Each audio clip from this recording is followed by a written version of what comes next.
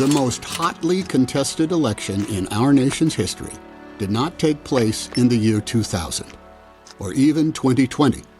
It took place in 1876. The Civil War ended in 1865, but 11 years after Confederate General Robert E. Lee surrendered at Appomattox, America was on the verge of another outbreak of violence between the North and the South.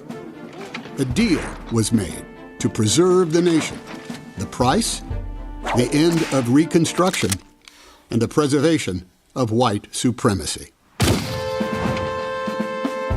In the decades following the Civil War, the United States emerged as an industrial giant. Railroads crisscrossed the country. Steel bridges connected cities. Skyscrapers and Ferris wheels reached for the heavens. Electrical grids powered homes and businesses. Oil refineries fueled nationwide progress. The telephone and typewriter transformed communication. By the end of the century, we had coffee pots, escalators, elevators, cars, chewing gum, paper clips, and even Jell-O. New amendments to the Constitution created a land of promise and opportunity for many. The 13th Amendment abolished slavery and involuntary servitude, except as punishment for a crime. The 14th Amendment conferred citizenship on all persons born or naturalized in the United States, making formerly enslaved black people U.S. citizens. And the 15th Amendment made unconstitutional the use of race to prevent black men from voting. Reconstruction, the effort to restore Southern states to the Union and incorporate 4 million newly freed American citizens into the United States, was working. Yet, the U.S. Army continued to occupy the South, to enforce compliance with federal law. The country was united, albeit tenuously.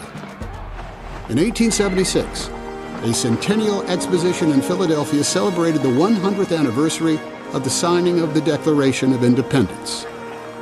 It was also an election year. On June 17, 1876, the Republicans, the party that guided the Union to victory in the Civil War, nominated Rutherford B. Hayes for president and William A. Wheeler for vice president. 9 days later, the Democrats, then the party of racism and white supremacy, nominated Samuel J. Tilden and Thomas A. Hendricks. As returns came in on the evening of November 7th, the nation held its breath. In the early count, Tilden appeared to have the lead. The next morning, Democratic newspapers proclaimed his victory. Then, on November 9th, Republicans announced a Hayes win. But this game was just beginning. Tilden won the popular vote, but results in 3 states were in dispute: Florida, South Carolina, and Louisiana. Neither side would concede. The nation was thrown into chaos. The Florida governor reported that a special train sent out to get returns had been Ku Kluxed and thrown from the track.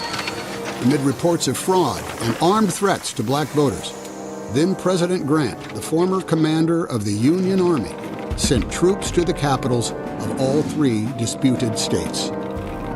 Just 11 years after the Civil War, it looked like it could start all over again. Congress passed an act authorizing a commission to decide the winner of the 1876 presidential election. The bipartisan commission voted to give the electoral votes of the disputed states to the Republican, Hayes. In exchange, Democrats got something they wanted. Hayes agreed to withdraw Union troops from the South. With that assurance, the deal went through, beginning the end of Reconstruction. So, despite winning the popular vote, Tilden lost the election, with 184 electoral votes to Hayes's 185. And on March 2nd, 1877, almost 4 months after Election Day, Rutherford B. Hayes became the 19th President of the United States. President Hayes made good on his promise to withdraw the troops from the South. He kept the Union together at the expense of the rights of black Americans. The criminal legal system quickly became a tool to control black people. By 1870, the prison population of Alabama went from 90% white to over 80% black. By 1880, elected officials in more than a third of U.S. states enacted felony disenfranchisement laws, taking the vote away from people convicted of crimes.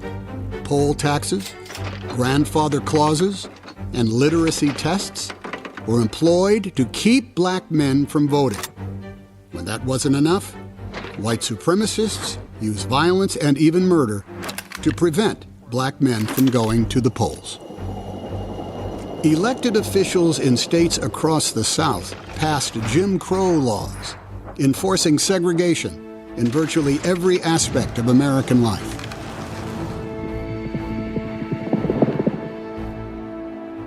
The election of 1876 ended with a compromise that ensured the continuation of racism and racist violence in our nation's culture and politics that has lasted to this day.